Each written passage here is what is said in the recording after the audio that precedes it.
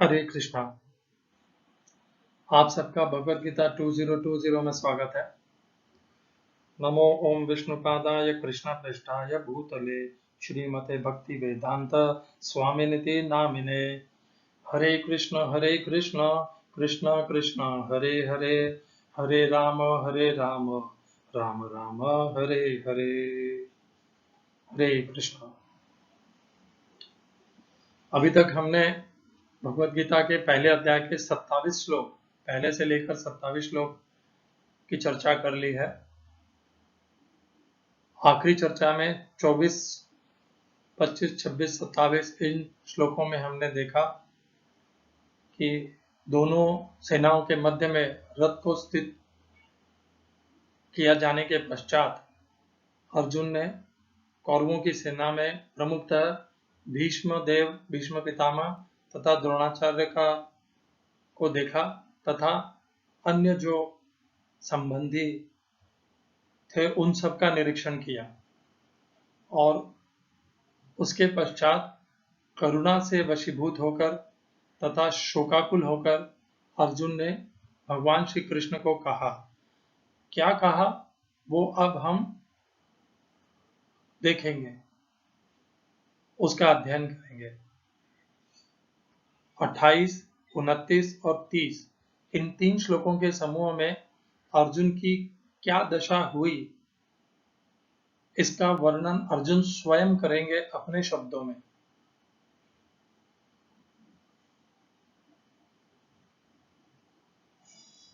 अर्जुन उवाच दृष्ट्वेमं स्वजनं कृष्ण युयुत्सुं समुपस्थितं सीदन्ति मम गात्राणि मुखं च परिशुष्यति। श्रील प्रभुपाद का अनुवाद है।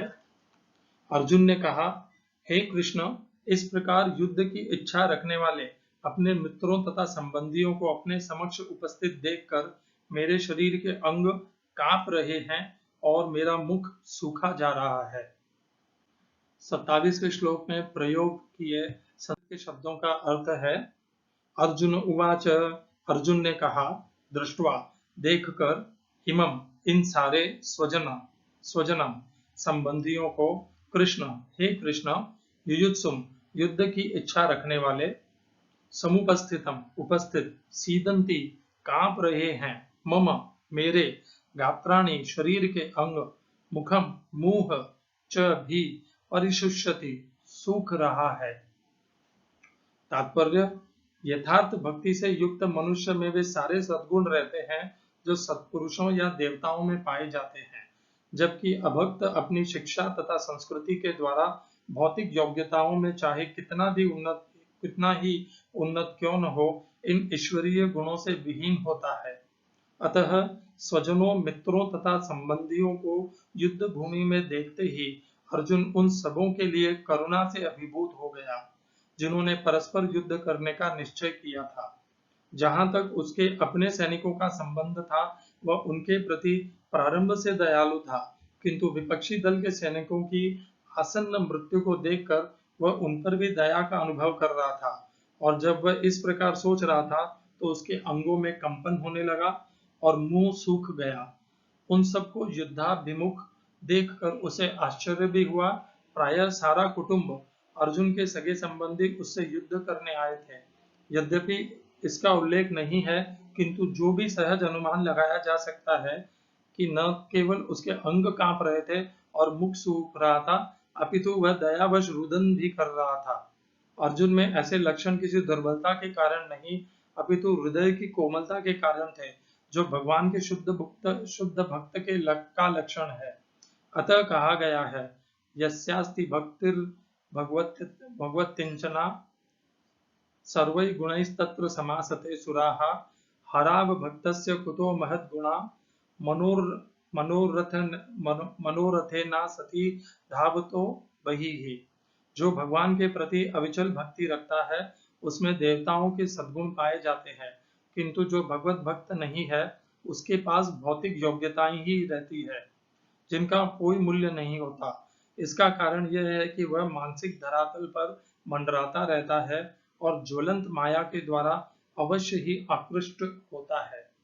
भागवत में से ये श्लोक लिया गया है। अगला श्लोक 29वां। वेपतुश्च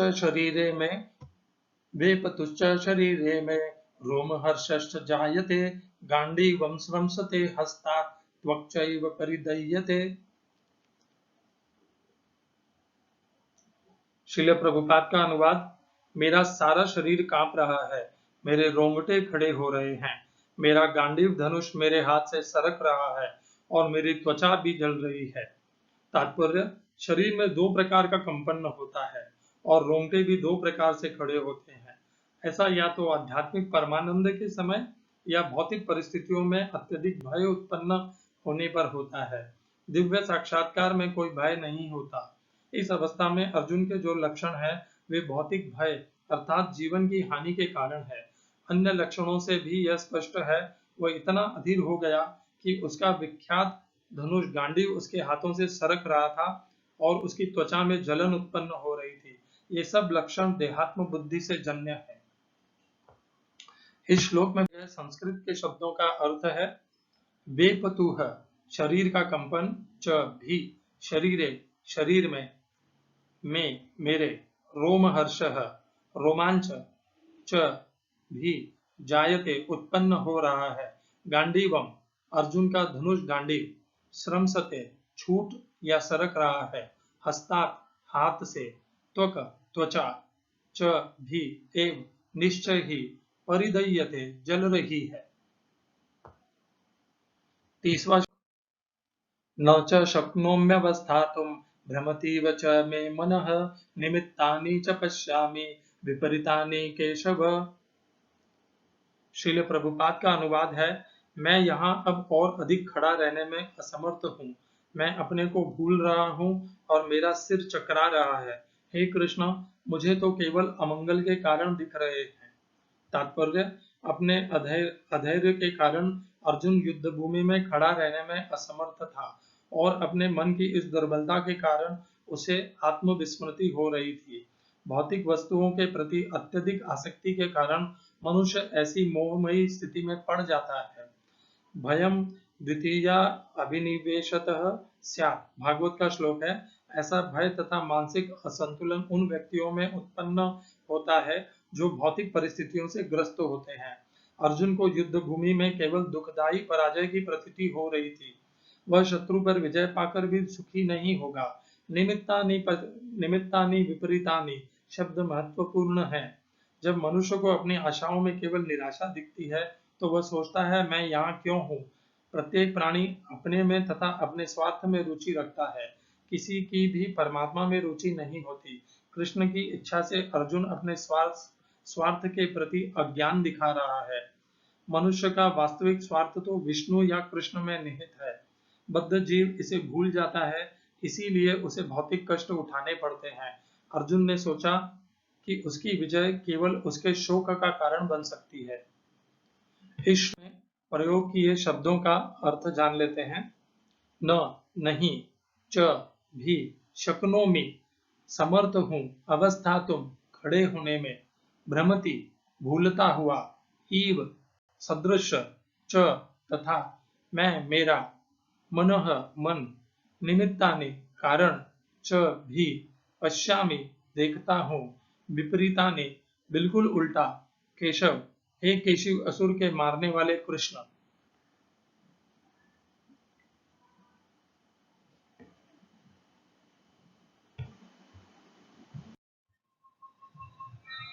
ओम अज्ञानतिमिरन्धस्य ज्ञानाञ्जनशलाकया चक्षुरुन्मीलितं येन तस्मै श्रीगुरुवे नमः। एकं शास्त्रं देवकीपुत्र गीतम् एको देवो देवकीपुत्र एव एको मन्त्रस्तस्य नामानि यानि कर्माप्येकं तस्य देवस्य सेवा। हरे कृष्णा।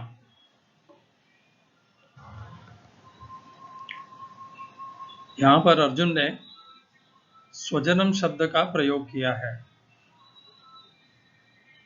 विपक्ष की सेना में प्रतिद्वंदी खड़े हैं, अधर्मी खड़े हैं, दुर्योधन और उसका पक्ष लेने वाले, जिन्हें दुर्योधन का पक्ष, अधर्म का पक्ष सही लग रहा है, वो समस्त योद्धा खड़े हैं। तत्पश्चात भी अर्जुन को वे सब स्वजन प्रतीत हो रहे हैं। ये सज्जनता है। और हमने गीता के पहले श्लोक में देखा था कि किस तरह धृतराष्ट्र, जो अधर्म के प्रतीक हैं, अधर्म की मनस्थिति का व्यवहार करते हैं, उन्होंने अपने और पांडु के पुत्रों में भेद किया था। उन्हें पृथक पृथक माना और उनके लिए पृथक पृथक जानने की जिज्ञासा प्रस्तुत की। धर्म क्षेत्रे कुरुक्षेत्रे समवेता युयुत्सवः मामका, मेरे, पांडवाश्चैव, तथा पांडु के पुत्रों के। क्या कर रहे हैं वो बताइए।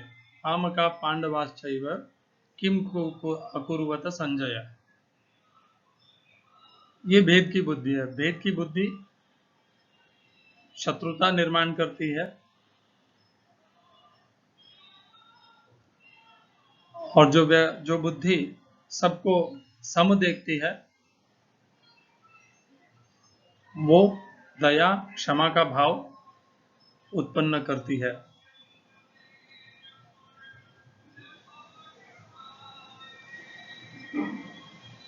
अर्जुन के इस व्यवहार से हम क्या सीख सकते हैं? ये स्वाभाविक है मनुष्य के लिए कि जब भी वह इस तरह की परिस्थिति में आएगा, इस परिस्थिति में उसे दो दृष्टिकोण उसका हो सकता है। पहला, कि वो एक ऐसे असमंजस परिस्थिति में आ गया है जिसको सुधारना उसकी शक्ति के लिए संभव नहीं है। जिस प्रकार अर्जुन के लिए भीष्म और द्रोण से युद्ध करके उन पर विजय हासिल करना संभव नहीं है। और दूसरा दृष्टिकोण यह है कि ये तो मेरे अपने हैं, स्वजन है, इनसे मैं युद्ध करके इन्हें किस प्रकार इनकी हत्या करूं। ये जो दो दृष्टिकोण है, इन दोनों दृष्टिकोण में हमारी परिस्थिति ऐसी हो सकती है कि हम जो शक्ति को लेकर के, जिस शक्ति से हम अपना कार्य और कर्म करना चाहते हैं, उससे हम भ्रमित हो जाएं, उससे हम हमारा मार्ग छोड़ दें। अर्जुन ने अपने शरीर में उत्पन्न होने वाले कमजोरी का जो वर्णन किया है, इस तरह की कमजोरियां हम भी अपने आप में बहुत बार अनुभव करते हैं। जब हमारे सामने एक ऐसा अभेद अवरोध उत्पन्न हो जाता है कि जिसके ऊपर विजय प्राप्त करना संभव नहीं लगता, तब हमारे में ऐसी शिथिलता, कमजोरी, दुर्बलता आ जाती है। और ये तब भी आती है जब हमें हमारे अपनों से ही कोई घात लगता है, हमारे अपनों से ही हमारे प्रति दुर्व्यवहार मिलता है, तब भी इस प्रकार की परिस्थिति आती है। हमें अर्जुन के व्यवहार से सीखना चाहिए कि हमें किस तरह का व्यवहार करना है। अर्जुन के साथ उसी के स्वजनों ने पांडवों के साथ, अर्जुन के साथ अधर्म का, कुनीति का, अनीति का, द्वेष का, शत्रुता का व्यवहार किया। इसके उपरांत भी अर्जुन बहुत क्रोध में थे। उन्होंने प्रतिज्ञा भी ली थी, भीम ने भी प्रतिज्ञा ली थी क्रोध में आकर के। परंतु जब वस्तुतः उस तरह का निर्वाह करने का समय आता है, तो एक भक्त के लिए, एक सज्जन मनुष्य के लिए हत्या करना, दूसरों से द्वेष करना, शत्रुता का व्यवहार करना, कहना अलग है और कर पाना अलग है। सज्जनता उसे रोक लेती है। अर्जुन अपना गांडीव धनुष हाथ में उठा करके शक्ति वेग से दोनों सेनाओं के मध्य में अपने रथ को खड़ा करने की प्रार्थना किए थे। और जब वस्तुतः अपना कर्म करने का उनका समय आया, तब वो दुर्बलता को प्राप्त हो रहे हैं। ये सज्जनता है, ये उनकी दुर्बलता नहीं है, उनकी सज्जनता है जो दुर्बलता में परिणित हो गई है, परिवर्तित हो गई है। सज्जन मनुष्य सहजा प्रतिद्वंदियों को भी हानि नहीं पहुंचाना चाहता। इसकी रोजमर्रा के जीवन में हमारे परिवार में कैसे होगा? हमारे परिवार में हमारे भाई बहन, पत्नी, पुत्र पुत्री, ये सब भी हमारे साथ कभी कभी ऐसा व्यवहार कर सकते हैं जो हमें सही नहीं लगे, न्यायोचित नहीं लगे। उस समय हमें इस तरह का भाव रखना है, हमें द्वेष नहीं करना चाहिए, उनके साथ में प्रत्युत्तर दे करके उसको और बढ़ावा नहीं देना चाहिए। अगर परिवार में सुखमय शांति चाहिए तो इस तरह की परिस्थितियों को सज्जनता के द्वारा क्षमा करके, दया का भाव रखे, उनकी मूढ़ता समझ करके कि उनका स्वभाव है ये, उसे क्षमा करके अपने व्यवहार में स्थिर रहना चाहिए।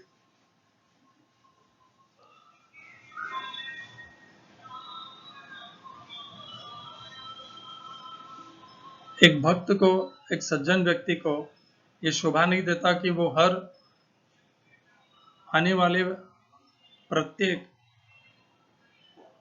प्रतिकूल परिस्थिति, शब्द या वाक्य के ऊपर प्रत्युत्तर दे करके अपना उनके साथ में जो हिसाब जिसे कहते हैं उसे बराबर करने की चेष्टा करे। दैवीय संपत्ति और सज्जनता इसी में है। क्षमा का भाव, दया का भाव, करुणा का भाव, उनका स्वभाव समझना और उन्हें क्षमा का भाव रख लेना। सज्जनता को अपनाइए, अर्जुन के व्यवहार को अपनाइए। प्रत्युत्तर देने में सज्जनता नहीं है, दया नहीं है, अहंकार है, उससे सर्वनाशी होता है स्वयं का, परिवार का, सुख का। सज्जनता को अपनाइए, सुखमय रहिए, स्वभाव समझ करके क्षमा करते रहिए। हरे कृष्णा।